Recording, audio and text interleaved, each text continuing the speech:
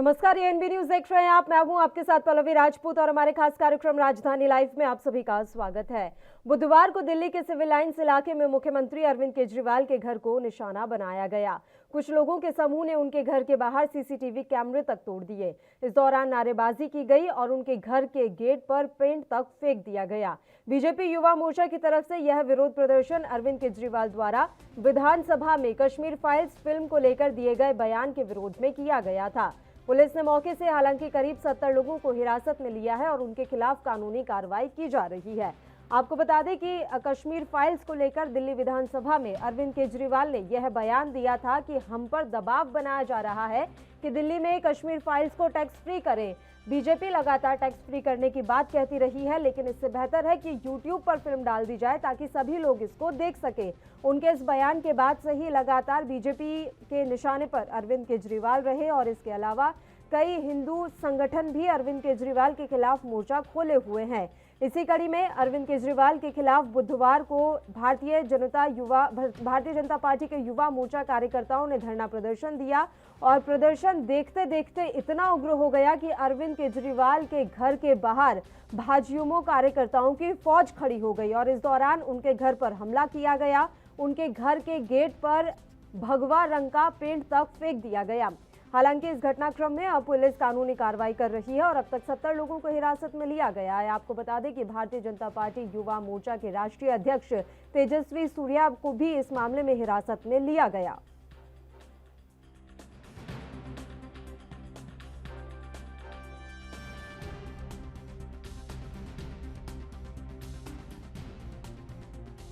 पंजाब में आम आदमी पार्टी की प्रचंड जीत और भारतीय जनता पार्टी को मिली 0 सीट के बाद बीजेपी इस हरकत पे उतर आई है कि अब अरविंद केजरीवाल जी की हत्या करवाना चाहती है। वो अरविंद केजरीवाल जी को मारना चाहती है।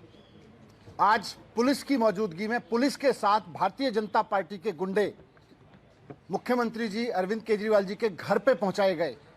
उनका सीसीटीवी तोड़े गए, उनके बूम बैरियर तोड़े गए, सिक्योरिटी के बूम बैरियर तोड़े गए उनके घर के, और सब कुछ पुलिस की मौजूदगी में हुआ। भारतीय जनता पार्टी के गुंडों ने किया जाके। आज जाहिर सी बात है, बहुत साफ दिख रहा था आज कि किस तरह से बहुत सोची समझी साजिश के तहत अरविंद केजरीवाल जी पे हमला किया गया। अरविंद केजरीवाल जी को चुनाव में नहीं हरा पा रही है, अरविंद केजरीवाल जी को पीछे नहीं कर पा रही है, तो अब अरविंद केजरीवाल जी को खत्म करना चाहती है भारतीय जनता पार्टी। अरविंद केजरीवाल जी को हत्या करके उनकी खत्म करने की कोशिश कर रही है। आज का ये पूरा हमला बहुत सोची समझी साजिश के तहत अरविंद केजरीवाल जी के ऊपर हमला किया गया, उनकी हत्या कराने के लिए किया गया। मैं बीजेपी को कहना चाहता हूं कि अरविंद केजरीवाल जी को हाथ लगाने की कोशिश मत करो। इस तरह से दिल्ली के मुख्यमंत्री केजरीवाल जी द्वारा कश्मीर हिंदुओं के नरसंहार को जो अपहास और मजाक उन्होंने उड़ाया था, जिससे समस्त हिंदू समाज के अपमान उन्होंने किया, इसके खिलाफ भारतीय जनता युवा मोर्चा ने आज उनके निवास के सामने प्रदर्शन किया है। युवा मोर्चा केजरीवाल से और आम आदमी पार्टी से बेशर्त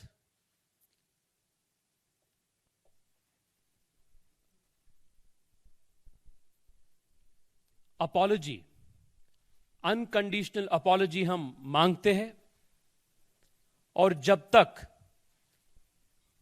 अरविंद केजरीवाल जी समस्त हिंदू समाज के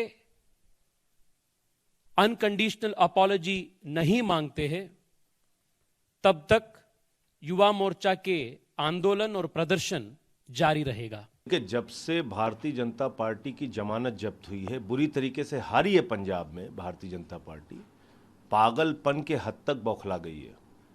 आज इस हालत पर उतर आई है भाजपा कि दिल्ली में जब वो लड़ते हैं अरविंद केजरीवाल से चुनाव हारते हैं, पंजाब में अरविंद केजरीवाल से चुनाव लड़े हार गए, तो अब हत्या कराने तक की साजिश पर उतर आए।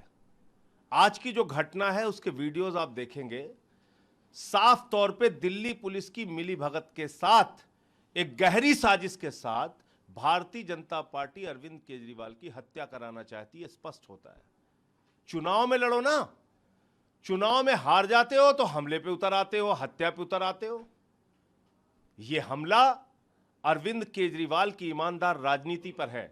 देखिए, जब से आम आदमी पार्टी की सरकार पंजाब में बनी है, तब से भारतीय जनता पार्टी बौखला गई है। वो इसलिए बौखला गई है कि आज पूरे देश में अरविंद केजरीवाल जी की साफ ईमानदारी और इंसानियत की राजनीति की चर्चा हो रही है। हिंदुस्तान के कोने कोने में आज अरविंद केजरीवाल जी के नाम का डंका और उनकी साफ ईमानदारी वाली राजनीति की बातचीत चल रही है। पंजाब में भारतीय जनता पार्टी ने अरविंद केजरीवाल जी के खिलाफ चुनाव लड़ा। लोगों ने अरविंद केजरीवाल जी को जिता दिया, भाजपा को हरा दिया। भारतीय जनता पार्टी ने दिल्ली में भी अरविंद केजरीवाल जी के खिलाफ चुनाव लड़ा, कई बार लड़ा। हर बार जनता ने भाजपा को हरा दिया और अरविंद केजरीवाल जी को जिता दिया। अब भाजपा के मन में एक असुरक्षा है, इनसिक्योरिटी है कि कहीं ये आम आदमी पार्टी वालों की और अरविंद केजरीवाल जी की ईमानदारी की, इंसानियत की, कट्टर देशभक्ति की राजनीति अगर ऐसे ही फैलती गई तो भाजपा की दुकान पे तो ताले लग जाएंगे। देखिए, जब से भाजपा को ये लगा कि आम आदमी पार्टी दिल्ली के बाद अब पंजाब में सरकार बनाने वाली है, एक बौखलाहट बीजेपी के पूरे नेतृत्व में चुनाव से 2 दिन पहले से नजर आने लगी। और जब से चुनाव के बाद आम आदमी पार्टी की सरकार बनी है, भाजपा को ये बात पच नहीं रही है कि उनके खिलाफ एक पार्टी खड़ी हो गई जिसके ऊपर अब जनता को भरोसा है। अरविंद केजरीवाल और आम आदमी पार्टी की सच्ची ईमानदारी, कट्टर देशभक्ति और इंसानियत जनता को पसंद आ रही है। जनता उसको चुन रही है। दिल्ली में भाजपा आम आदमी पार्टी के खिलाफ लड़ी, बुरी तरह हारी। पंजाब में उन्होंने हर कोशिश की, हर गंदी राजनीति करने की कोशिश की, पंजाब में बुरी तरह से हारे और अब वो बौखलाए हुए हैं और अब वो हमले कर रहे हैं। बड़ा दुख होता है कि उप मुख्यमंत्री जैसा व्यक्ति इतनी घटिया राजनीति और ओछी बयानबाजी पे उतर आए हैं। अगर उनका ये आरोप है कि भारत के सदन में, संसद भवन में जो चुन करके सांसद आते हैं वो गुंडे होते हैं, तो मेरा आपके माध्यम से सीधा आरोप है कि मनोज सिसोदिया केजरीवाल को मरवा के दिल्ली का मुख्यमंत्री बनना चाहता है। देखिए, मैं डेमोक्रेटिक कंट्री में डेमोक्रेटिक प्रोसेस से हम धरना या प्रदर्शन कर सकते हैं, वो हमारा अधिकार है। मुझे केजरीवाल से परमिशन लेने की आवश्यकता नहीं है, पहली बात। दूसरी बात, देखिए, आज तमाम देश के खास करके जो हिंदू समाज के लोग, इस खबर पर जानकारी आप तक पहुंचाएंगे, लेकिन उससे पहले एक छोटे से ब्रेक के लिए यहां रुक रहे हैं। जल्द हाजिर होंगे।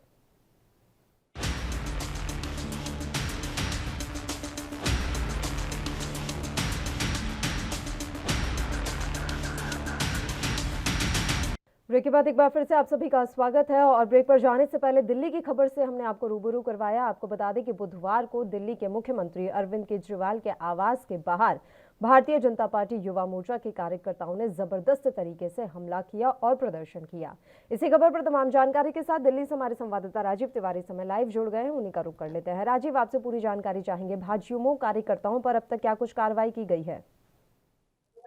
देखिए, बिल्कुल सही कहा आपने। यहाँ पर जो बात करें, जिस तरीके से लगातार भारतीय जो कह सकते हैं जनता पार्टी की तरफ से जो युवा मोर्चा की तरफ से कल जो प्रदर्शन रखा गया था वो आईपी कॉलेज के बाहर रखा गया था, यानी कि अरविंद केजरीवाल से कुछ दूरी के घर के दूरी पर। मगर यहाँ पर जिस तरीके से प्रदर्शनकारी जो अपना प्रदर्शन कर रहे थे वो अचानक से अरविंद केजरीवाल के घर की तरफ चले जाते हैं और उसके बाद में जो बैरिकेटर लगा हुआ है लगभग 100 मीटर की दूरी पर, उसको पार कर अरविंद केजरीवाल के घर के पास जाते हैं। और वहां पर जो सीसीटीवी कैमरे लगे हुए हैं या फिर जो कह सकते हैं नेम प्लेट की जो बोर्ड लगा हुआ था उसके ऊपर पेंट डाल देते हैं और लगातार पुलिस से झड़प भी होती है। पुलिस को कहीं ना कहीं इस प्रदर्शन के अंदर कहीं ना कहीं वाटर कैनन का इस्तेमाल भी करना पड़ा, बल का प्रयोग भी करना पड़ा। मगर जैसे ही इसकी जानकारी जो कह सकते हैं जो कहते हैं जो युवा मोर्चा के लोग थे जो अरविंद केजरीवाल के घर तक पहुंचे थे, जैसे ही जानकारी मिलती है कि वहां पर तोड़फोड़ हुई है और जैसे सीसीटीवी तोड़ने की कोशिश की गई है, तो कहीं ना कहीं दिल्ली पुलिस के जो आला अधिकारी हैं वो वहां पर पहुंचते हैं। डीसीपी सागर सिंह कलसी हैं वो वहां पर पहुंचते हैं और लगातार जांच की जाती है। और सीसीटीवी जो फुटेज है, जो यानी कि तोड़ाफोड़ी जो होने से पहले की जो फुटेज थी, उसके अंदर चेक किया जाता है कि कितने लोग हैं और इसके अंदर कौन कौन आए थे यहाँ पर, और बैरिकेटर पार कर कर यहाँ तक आने की किसके ने युवा मोर्चा की तरफ से किन किन नेताओं की तरफ से कोशिश की गई है। ये सारी जांच करने के बाद में सागर सिंह कलसी ने, जिस तरीके से डीसीपी ने कोशिश की और लगातार कहीं ना कहीं एफआईआर दर्ज की गई, लगभग 70 एफआईआर दर्ज की गई हैं, मगर उसके अंदर से लगभग 55 से 56 लोगों को अरेस्ट कर लिया गया है। उसके अंदर भारतीय युवा मोर्चा की तरफ से जो अध्यक्ष हैं वो भी शामिल हैं। जयप्रकाश की बात करें, पूर्व मेयर जो है वो भी इसमें शामिल है, और युवा मोर्चा की तरफ से काफी तमाम कार्यकर्ता हैं जो यहाँ तक पहुंचे थे और जिन्होंने तोड़फोड़ की। मगर यहाँ पर जिस तरीके से आम आदमी पार्टी की बात करें, तो आम आदमी पार्टी की तरफ से बिल्कुल आरोप लगाया जा रहा है कि भाजपा हार की वजह से जो पंजाब के अंदर हार हुई है और जो आम आदमी पार्टी का वजूद बढ़ रहा है, और जो क्या कह सकते हैं कश्मीर फाइल को लेकर जिस तरीके से आरोप प्रत्यारोप देखने को मिल रहे हैं, और लगातार ये भी कहा गया था कि यूट्यूब पर फ्री करके डाल दी जाए फिल्म को, उस पर विवाद को लेकर कहीं ना कहीं भाजपा जो है वो अब लगातार आम आदमी पार्टी को घेरने की कोशिश कर रही है, और आम आदमी पार्टी जो है वो भाजपा को राजीव तिवारी, अभी आपसे जानकारी चाहेंगे कि तेजस्वी सूर्या क्या अभी भी पुलिस की हिरासत में है या उन्हें रिहा कर दिया गया है?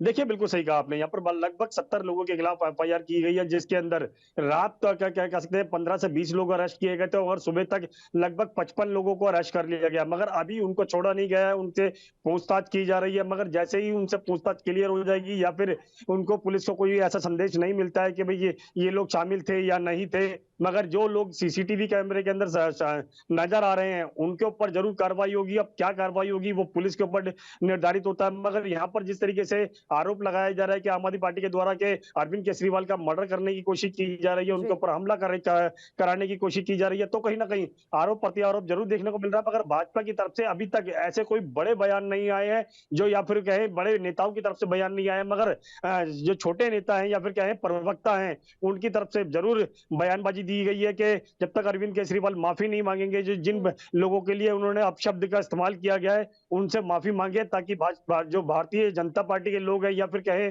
जो हिंदू समाज के लोग हैं उनसे माफी मांगनी होगी, तभी उनको बख्शा जाएगा। नहीं तो इस तरीके के प्रदर्शन जो है वो लगातार जारी रहेंगे। जी राजीव, ना सिर्फ अरविंद केजरीवाल ने यह बयान दिया था, मनीष सिसोदिया ने भी 2 दिन पहले कहा था कि YouTube पर डालने वाली बात पर हम अभी भी कायम है, फिल्म को YouTube पर डाल दिया जाए। यानी कि आम आदमी पार्टी का स्टैंड क्लियर है कि वो अपने बयान से पलटेगी नहीं। वहीं तेजस्वी सूर्या की माने तो वो कह रहे हैं कि जब तक बयान पर माफी नहीं मांगी जाती हमारा प्रदर्शन जारी रहेगा। तो यानी कि टकराव की स्थिति भविष्य में भी बन सकती है। देखिए, बिल्कुल सही कहा आपने। यहाँ पर बात करें जिस तरीके से तेजस्विनी की, जिस तरीके से उन्होंने कहा कि जब तक अरविंद केजरीवाल माफी नहीं मांगेंगे वो पीछे नहीं हटेंगे, इस तरीके के प्रदर्शन जारी रहेंगे। और यही चीज कल भी हमने कह सकते हैं भाजपा के जो प्रवक्ता है उनसे भी जानने की कोशिश करी, तो उन्होंने भी यही कहा कि जब तक अरविंद केजरीवाल माफी नहीं मांगेंगे वो पीछे नहीं हटेंगे और ये इस तरीके के प्रदर्शन जो है वो लगातार जारी रहेंगे। मगर जिस तरीके से अरविंद केजरीवाल ने खुद दिल्ली विधानसभा के अंदर कहा था कि यूट्यूब पर फिल्म को डाल दी जाए, टैक्स फ्री करने की जरूरत क्या है, लोगों तक, हर व्यक्ति तक इस फिल्म को पहुंचने दिया जाए, तो उससे कहीं ना कहीं अरविंद केजरीवाल की सरकार ये कहे या अरविंद केजरीवाल के कहे वो अपने बयान से पीछे हटने वाले नहीं है, चाहे उसके लिए कितने भी प्रदर्शन हो सके। मगर भाजपा की तरफ से भी बिल्कुल कहा गया है कि लगातार जब तक अरविंद केजरीवाल माफी नहीं मांगेंगे इस तरीके के प्रदर्शन जो है वो जारी रहेंगे। जी शुक्रिया राजीव, आप हमारे साथ जुड़े तमाम जानकारी देने के लिए। तो राजधानी दिल्ली इस समय प्रदर्शनों का केंद्र बना हुआ है। आपको बता दें कि भारतीय जनता पार्टी जहां अरविंद केजरीवाल के खिलाफ प्रदर्शन में जुटी हुई है, तो वहीं कांग्रेस पार्टी महंगाई के खिलाफ भारतीय जनता पार्टी को लेकर प्रदर्शन कर रही है। तो कुल मिलाकर राजधानी दिल्ली में इन दिनों बस प्रदर्शन का ही दौर जारी है। एक छोटे से ब्रेक के लिए यहां रुक रहे हैं, जल्द हाजिर होंगे।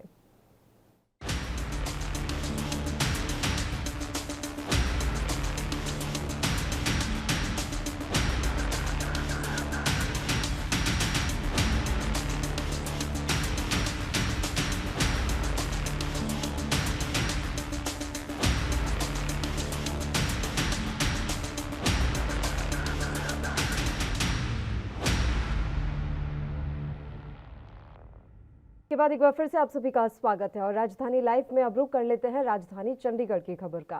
केंद्र ने पंजाब और हरियाणा के टोल प्लाजा पर टोल टैक्स की दरों में इजाफे को मंजूरी दे दी है। नई दरें 1 अप्रैल से प्रभावी हो जाएंगी, जिसके बाद से 10 से 18% अधिक टोल टैक्स भरना होगा और इस फैसले का अब विरोध भी हो रहा है। आम आदमी पार्टी पंजाब की वरिष्ठ नेत्री और तलवंडी साबो से विधायक प्रोफेसर बलजिंदर कौर ने कहा कि केंद्र में बीजेपी की नरेंद्र मोदी सरकार द्वारा पेट्रोल और डीजल की कीमतों में बेवजह बढ़ोतरी के बाद अब पंजाब और हरियाणा में टोल टैक्स की दरों में 10 से 18% इजाफा करने का फैसला बीजेपी की जन विरोधी मानसिकता को दर्शाता है। उन्होंने आगे कहा कि प्रधानमंत्री नरेंद्र मोदी के नेतृत्व में केंद्र में बीजेपी की सरकार लगातार किसान और मजदूर विरोधी होने का सबूत पेश कर रही है।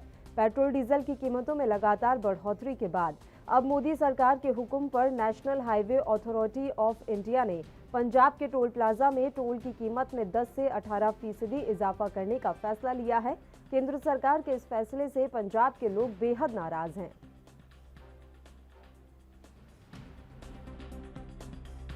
केंद्र ने पंजाब और हरियाणा के टोल प्लाजों पर टोल टैक्स की दरों में इजाफे को मंजूरी दे दी है।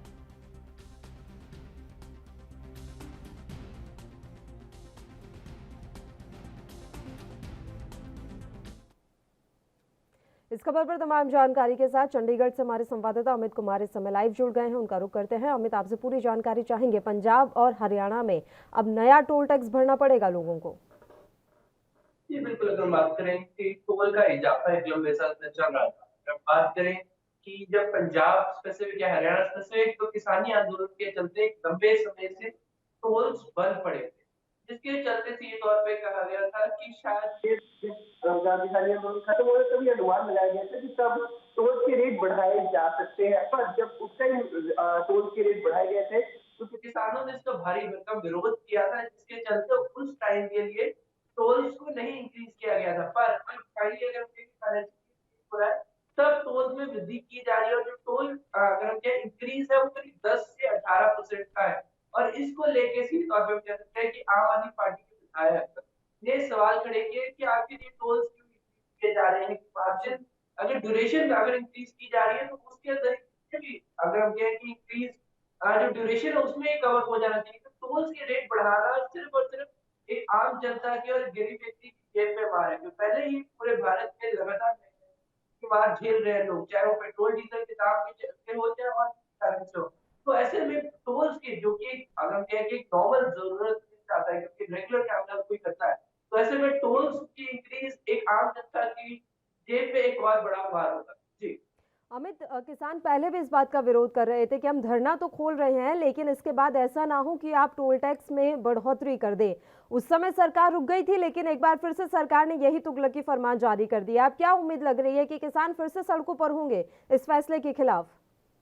जी बिल्कुल, किसानों की तरफ से फिर से अगर हम कहें कि बाकायदा अनाउंसमेंट कर दी गई है कि अगर टोल्स के रेट बढ़ते हैं, अगर टोल प्लाजास पे अगर ज्यादा वसूली की जाती है तो वो फिर से धरना लगाएंगे और फिर से टोल्स को बंद कर देंगे। अब ये देखना होगा कि क्या टोल्स पूरी तरह से बंद किए जाएंगे या फिर जिन स्पेसिफिक टोल्स पे रेट बढ़े हैं उनको, क्योंकि अभी तक जैसे जानकारी मिल रही है कि इंडस एंड रूट बेल्ट की जो टोल्स है सिर्फ वहां पे भी बढ़ोतरी हमें देखने को मिली 10 से 18% की, जो कि इन टोल प्लाजा से देखने को मिलेगी। पर सवाल ये है कि क्या सिर्फ वहीं तक सीमित है, जानकारी अब तक वहां तक आई है, पर क्या इंडिविजुअल लेवल पे अब पूरे पंजाब में एक साथ जो केंद्र सरकार या नेशनल हाईवे टोल्स है वो एक साथ ही अगर इंक्रीज करेंगे तो शायद पूरे पंजाब में फिर से हमें किसानों के द्वारा फिर से एक बड़ा धरना देखने को मिल सकता है, क्योंकि उन्होंने चीज क्लियर करके टोल के रेट नहीं बढ़ेंगे पंजाब में। अभी ये देखना होगा इसे भारत सरकार और टोल प्रशासन कैसे हैंडल करता है। क्या एक आंसर मिलता है नहीं, क्योंकि अब तक जितने भी जवाब आए उससे चाहे वो किसान हो चाहे वो आम जनता हो हर कुछ आपसे ये भी जानकारी चाहेंगे अमित कि पंजाब को कितना नुकसान हुआ है। अगर हम बात किसानी आंदोलन के समय की करें तब सारे टोल बंद किए हुए थे, टोल प्लाजा पर धरना लगाया हुआ था किसानों ने, तो इसकी वजह से कितना नुकसान झेलना पड़ा है जो अब वृद्धि की गई है, टैक्स अब ज्यादा पे करना पड़ेगा लोगों को। अगर हम कहें कि टोल प्लाजा को लेकर नुकसान के आकलन की बात करते हैं तो इंडिविजुअली एज सच हर एक टोल के ऊपर डिपेंड करता है कि क्या टाइम पीरियड में और कितनी जो लोगों की मुंड है उस चीज को। जब लमसम आंदोलन चल रहा था तो जो जानकारी आई थी कि रोजाना करीब 100 से 150 करोड़ का नुकसान टोल प्लाजा को झेलना पड़ रहा था। ये पूरे पंजाब के ऊपर आकलन आया था कि लगभग 100 से 150 करोड़ का नुकसान आंदोलन के दौरान टोल प्लाजा ने किया था। अब सवाल ये है कि ये मंथली डाटा था या इंडिविजुअल डेज का था, ये चीज क्लियर नहीं हो पाई थी और इसके ऊपर क्वेश्चन नहीं हो पाया था। पर अगर हम कहें कि एक जो लमसम आइडिया आया था कि मंथली एटलीस्ट अगर हम बेस लेते हैं तब भी 150 करोड़ एक महीने के बाद लगभग साल किसानी आंदोलन चला है, तो आप लगभग 1000 करोड़ से ज्यादा का सिर्फ टोल के ऊपर नुकसान झेलना पड़ा था। जी। और उसकी भरपाई अब लोगों से की जा रही है। आम आदमी पार्टी के विधायक ने काफी सवाल खड़े किए अमित, तो ऐसे में ये संभावनाएं जताई जा रही है कि किसान तो विरोध करेंगे ही इस फैसले का, आम आदमी पार्टी के विधायक और नेता भी इस फैसले का विरोध करेंगे। जी बिल्कुल, देखिए सीधे तौर पर अगर हम कहें कि टोल प्लाजा की वृद्धि, अगर हम कहें कि टोल प्लाजा आप किस चीज के लिए देते हैं, आप सड़कों के लिए देते हैं। सड़कों की अच्छी हालत होती है, आप उन चीजों का यूज करते हैं और आम जनता के लिए अपनाए जाते हैं। ऐसे में एक स्पेसिफिक टाइम है कि हाँ, किसानी आंदोलन चला था, इस टाइम पीरियड में टोल्स बंद रहे थे, पर क्या ये इंक्रीज उस चीज को लेकर दिया गया, क्योंकि जब उस चीज को लेकर किसानी आंदोलन के दौरान बंद रहे थे, उसके कारण वृद्धि थी, उस चीज को उधर रोक दिया गया था। अब ये चीज क्लियर करवानी होगी कि क्या ये एनुअल इंक्रीज है। कई बार एनुअल इंक्रीज पर टोल में एनुअल इंक्रीज बहुत कम देखने को मिलता है। जिस समय के साथ टोल का चाहे रेट बढ़ाया गया, ऐसा चांसेस बहुत कम है। तो कहीं ना कहीं जो पुराना नुकसान है उसकी भरपाई को देखते हुए, चलिए अमित, आपसे और भी ज्यादा जानकारी हम लेते रहेंगे। एक छोटे से ब्रेक के लिए यहाँ रुक रहे हैं, जल्द हाजिर होंगे।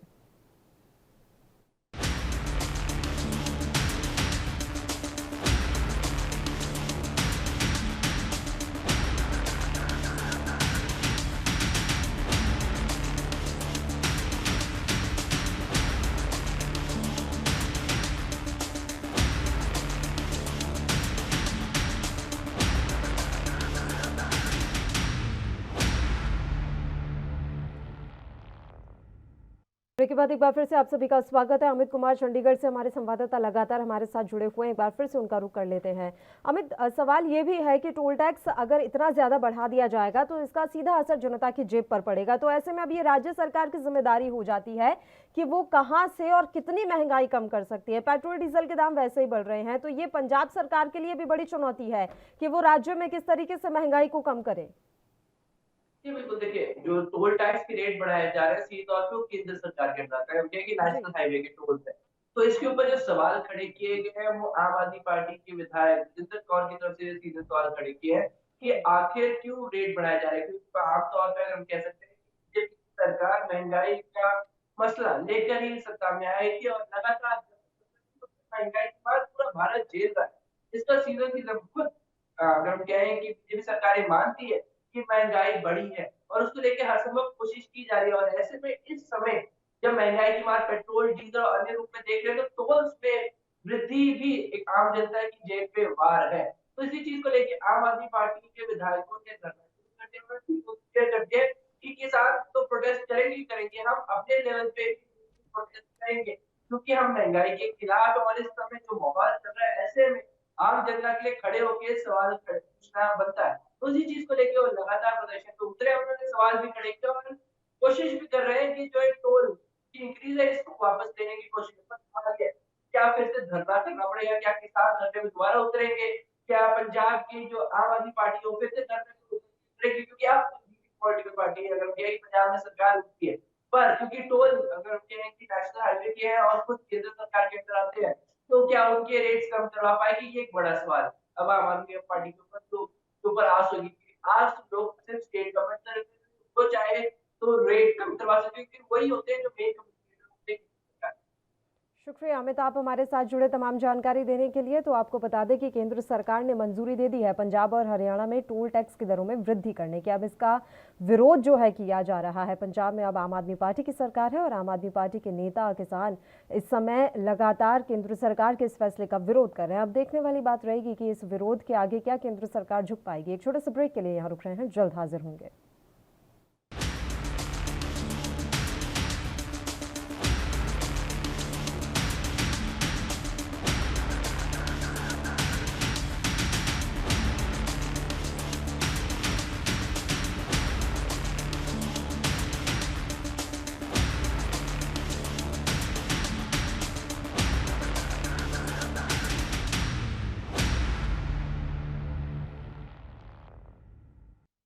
एक बार फिर से राजधानी लाइव में आप सभी का स्वागत है और अब बात होगी हिमाचल की राजधानी शिमला के बारे में। हिमाचल के शिमला में नगर निगम और विधानसभा चुनावों को लेकर कांग्रेस ने मंथन करना शुरू कर दिया है।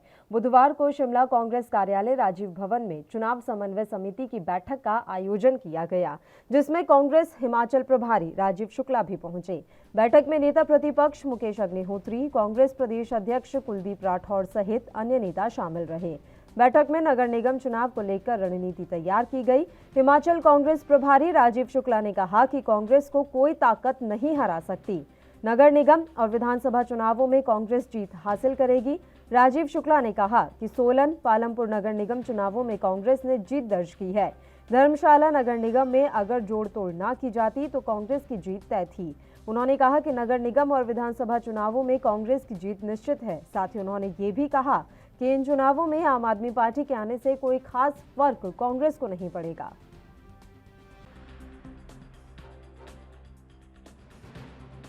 इसी चुनाव की भरपूर तैयारियां हैं, पूरी तैयारियां हैं। एक एक वार्ड पे हम बहुत मुस्तैदी से लड़ेंगे, बड़ी मेहनत से लड़ेंगे और निश्चित रूप से जीत हासिल करेंगे।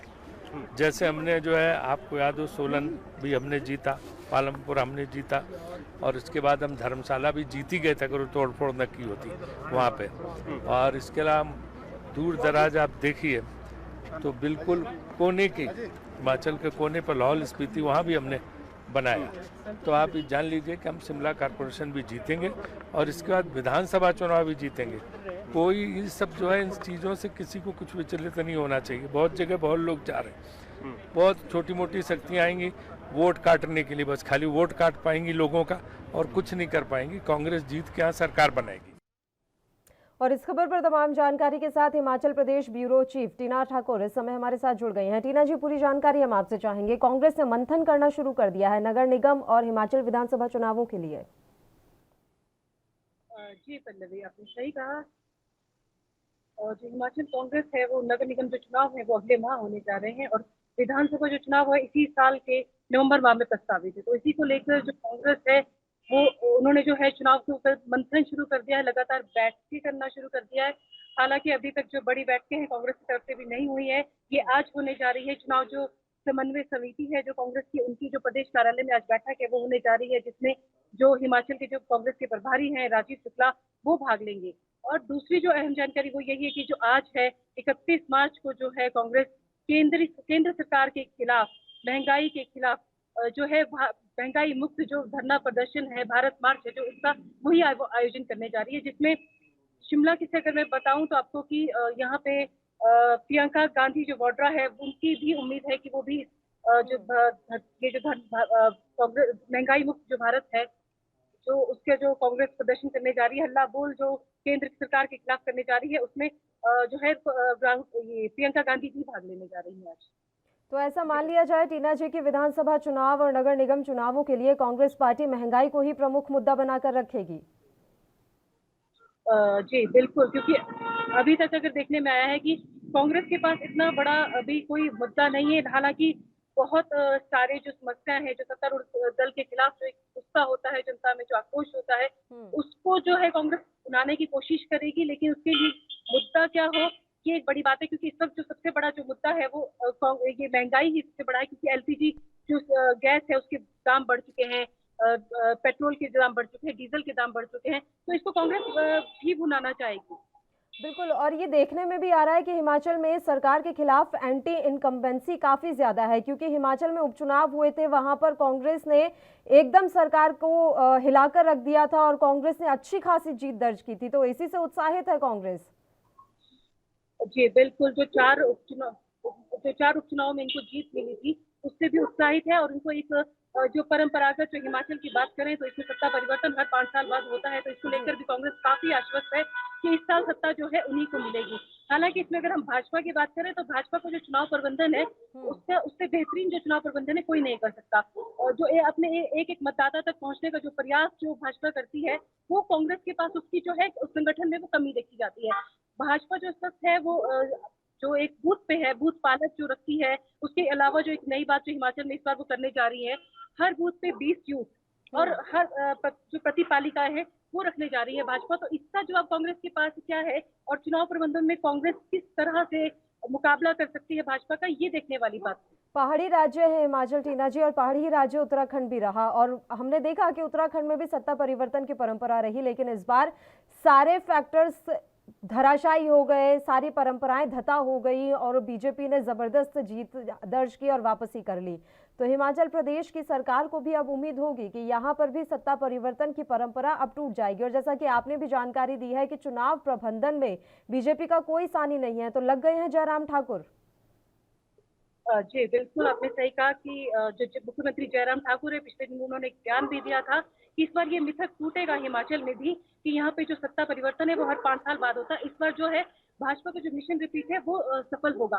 उत्तराखंड की अगर मैं बात करूँ, हिमाचल से भौगोलिक स्थितियां बनती है, और अगर हम 3 राज्यों की खासतौर पर बात करें, उत्तराखंड, गोवा और पंजाब की, तो यहाँ पे जो आम आदमी पार्टी है उसमें जो एक बड़ा जो डैमेज है, जो बड़ा नुकसान है, वो कांग्रेस को पहुंचाया है।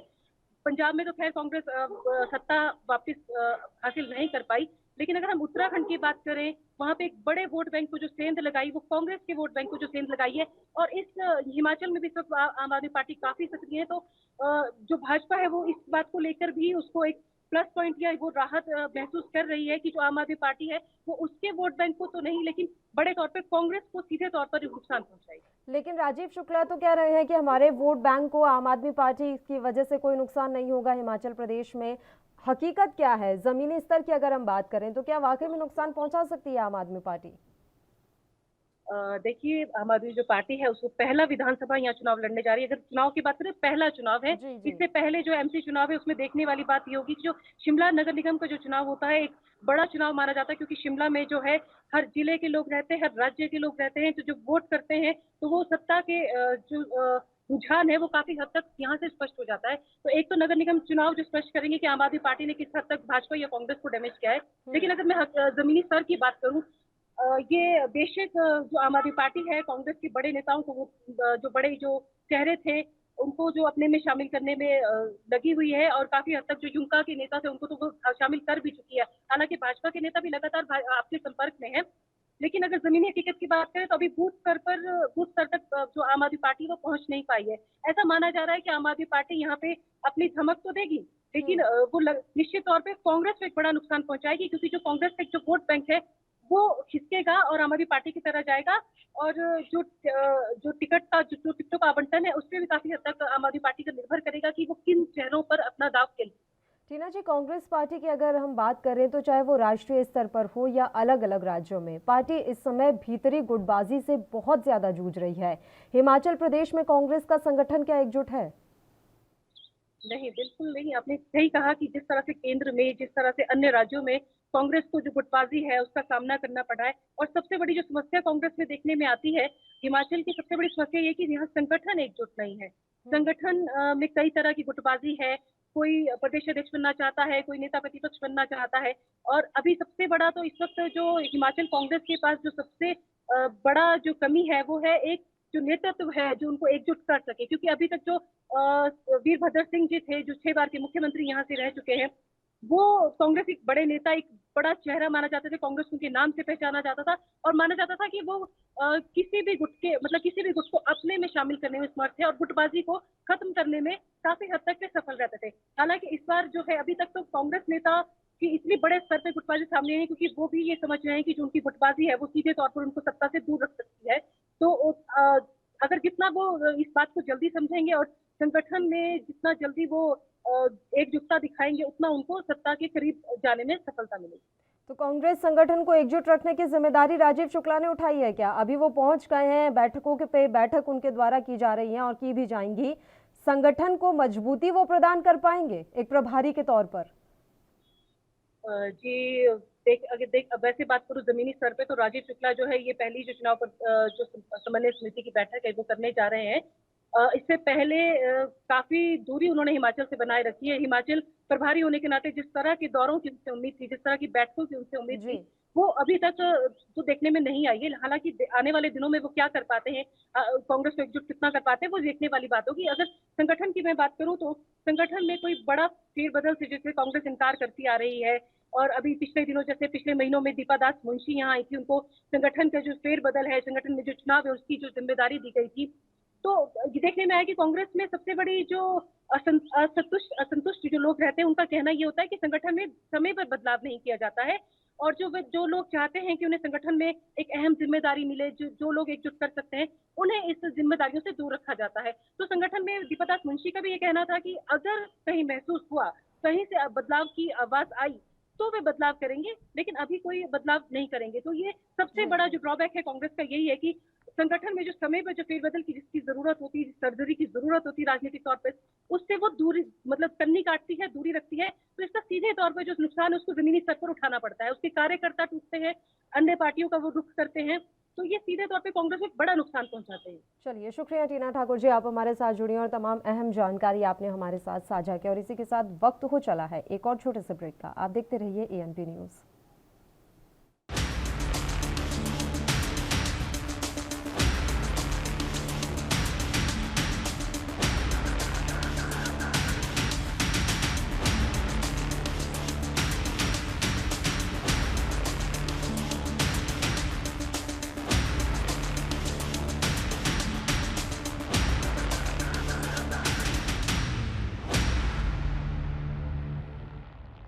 ब्रेक के बाद एक बार फिर से आप सभी का स्वागत है और राजधानी लाइव में अब हम बढ़ेंगे देश की आर्थिक राजधानी मुंबई की खबर की ओर।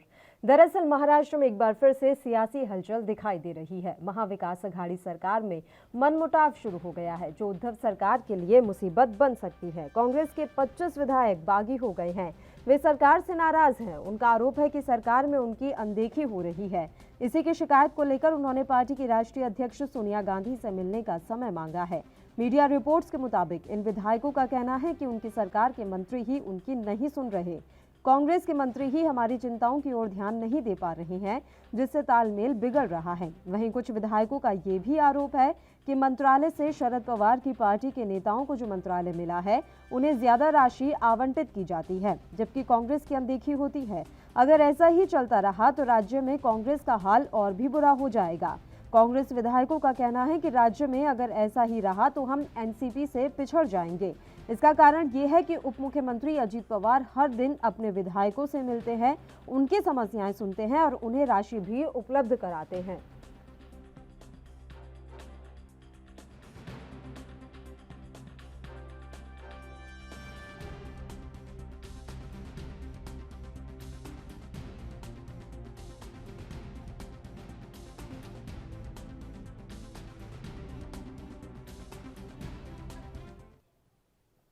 एक और छोटे से ब्रेक के लिए यहाँ रुक रहे हैं, जल्द हाजिर होंगे।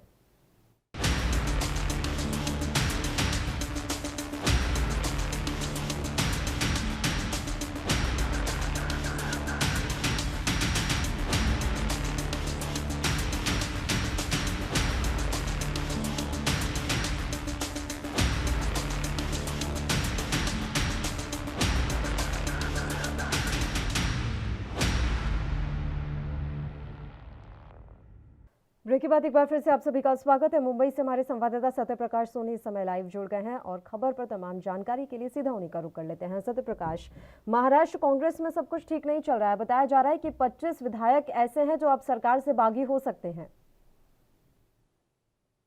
बिल्कुल पल्लवी जी, देखिए, महाराष्ट्र के 25 विधायकों ने कांग्रेस प्रमुख सोनिया गांधी को पत्र लिखकर यह मांग की है कि महाराष्ट्र में उनको तवज्जो नहीं दिया जाता है। महाराष्ट्र में जिस तरह से आदेश दिया गया था कि जब भी मंत्रिमंडल में कोई मंत्री किसी भी बात को लेकर निर्णय लेगा, उसमें 3 विधायकों का समन्वय शामिल होना बेहद जरूरी है, लेकिन ऐसा कुछ नहीं किया जा रहा है, जबकि उनकी बातों को दरकिनार किया जा रहा है। इस तरह की शिकायत उन्होंने दी है। इस शिकायत के माध्यम से सोनिया गांधी से मिलने का भी वक्त लिया है कि आप मुझे वक्त दीजिए, हम लोग मिलेंगे और तमाम जो महाराष्ट्र में सियासी हलचल चल रही है उस पर भी चर्चा करेंगे। अब बात तो सत्य प्रकाश यही है कि कांग्रेस आला कमान अपने विधायकों को या अपने नेताओं को समय से मिलने का मौका नहीं देता है। अब देखने वाली बात तो यही रहेगी कि सोनिया गांधी मिलने का मौका कब देती हैं। लेकिन सवाल ये है कि एनसीपी पर बड़ा आरोप लगा रही है कांग्रेस विधायकों का ये कहना है कि एनसीपी के जो नेता हैं, जो एनसीपी के मंत्री हैं, वो अपने विधायकों को ज्यादा राशि आवंटित करते हैं और उन्हीं की समस्याओं को सुनते हैं। बिल्कुल पल्लवी जी, देखिए, मुंबई महाराष्ट्र में महाविकास अघाड़ी सरकार में बने शिवसेना और एनसीपी दोनों का जोड़ काफी तगड़ा है। हालांकि कांग्रेस का जो मंत्रिमंडल है वो बेहद कमजोर है, इस तरह की शिकायत में बताया गया है। दूसरी बात बताया गया है कि एनसीपी के तमाम जो नेता हैं वो अपने विधायकों के साथ अच्छा समन्वय रखते हैं और अच्छी बातचीत करते हैं। समय समय पर उप मुख्यमंत्री जो है उनसे मिलते भी रहते हैं, उनकी समस्याएं भी सुनते हैं और जरूरत पड़ी तो सबसे ज्यादा जो फंड होता है वो एनसीपी के विधायकों को जाता है, मंत्रियों को जाता है। ऐसे में कांग्रेस के तमाम जो नेता हैं, विधायक हैं, उनके साथ उन्हें दरकिनार किया जाता है और उन्हें जो फंड राशि की बात होती है उन्हें भी नहीं दिया जाता है। हालांकि ये मनमानी के चलते वह सोनिया गांधी से मिलना चाहते हैं। इसको लेकर कहीं न कहीं महाराष्ट्र में जो कांग्रेस के मंत्रिमंडल है उनमें एक बौखलाहट है कि कहीं न कहीं सोनिया गांधी से मिलने के बाद इस पूरे मामले में बदलाव न किया जाए। तो इस तरह की भी बातें सामने आ रही। सत्यप्रकाश, कांग्रेस के कोटे से भी मंत्री हैं कैबिनेट में, लेकिन जानकारी मिल रही है कि वो मंत्री ही अपने विधायकों की नहीं सुनते हैं, यानी कि मंत्री और विधायकों के बीच आपसी तालमेल की काफी कमी है। बिल्कुल पल्लवी जी, देखिए पहला मौका नहीं है जब कांग्रेस के किसी नेता या विधायक ने इस तरह की शिकायत की हो। कांग्रेस में कार्यकर्ता से लेकर पदाधिकारी तक और मंत्री नेता तक जो है हर कोई जो है एक दूसरे से परेशान रहता है। हर एक दूसरे से शिकायत करता रहता है कि किस तरह से तमाम उनके बड़े नेता तमाम छोटे कार्यकर्ताओं को दरकिनार करते हैं। ऐसे में रीत पुरानी है, लेकिन अगर यह रीत नहीं बदलते हैं तो जिस तरह से 4 राज्यों में कांग्रेस का सफाया हुआ है, ठीक उसी तरह से अब एक बार मुंबई में भी महानगर पालिका में सफाया हो सकता है। इस तरह का संकेत खुद कांग्रेस के विधायकों ने सोनिया गांधी जी को दिया है।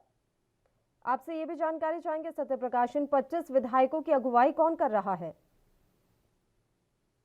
देखिए पल्लवी जी, मुंबई में नाना पटोले महाराष्ट्र प्रदेश अध्यक्ष है और कांग्रेस मुंबई अध्यक्ष है भाई जगताप।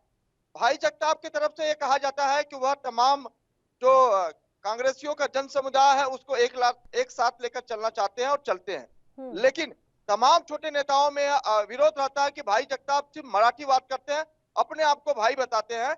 ऐसे में उनसे कोई संतुष्ट नहीं है। लिहाजा ये भी बताया जा रहा है कि इस महानगर पालिका में अगर कांग्रेस की अच्छी सीटें नहीं आई तो जाहिर तौर पर भाई जगताप का मुंबई अध्यक्ष पद से जाना तय है।